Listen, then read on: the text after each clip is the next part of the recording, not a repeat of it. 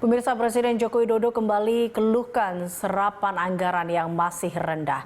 Jokowi meminta kementerian, lembaga, dan pemerintah daerah untuk memacu belanja pada kuartal kedua tahun ini demi mencapai target pertumbuhan ekonomi 7%. Jokowi menyebut saat ini realisasi belanja pemerintah pusat dan relatif rendah dengan realisasi 15% serta belanja daerah sekitar 7%. Presiden Joko Widodo menginstruksikan jajarannya untuk mempercepat belanja anggaran, sebab belanja pemerintah tercatat masih rendah baik yang berkaitan dengan APBN, APBD maupun anggaran pemulihan ekonomi nasional atau PEN. Tak hanya itu, Presiden menambahkan pengadaan barang dan jasa di lingkungan pemerintahan juga masih lambat. Pada kuartal pertama tahun 2021, realisasi pengadaan barang dan jasa dari kementerian dan lembaga baru mencapai 10,98%. Sementara pengadaan barang dan jasa di lingkungan pemerintah daerah kurang dari 5%.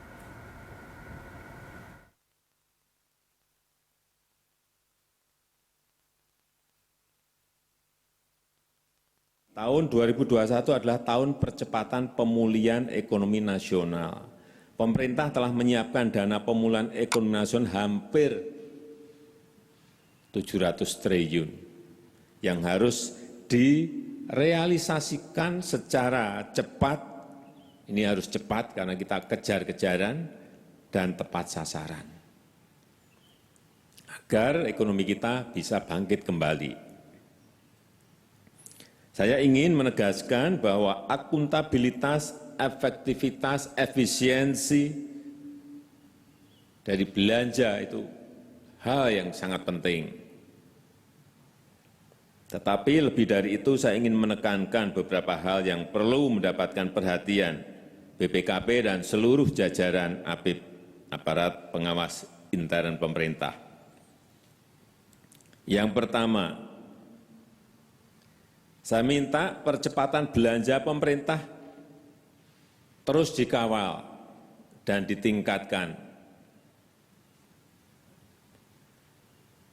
Dan supaya kita tahu semuanya, realisasi belanja pemerintah masih rendah. Sekitar kurang lebih 15% ini untuk APBN dan 7% untuk APBD. Masih rendah.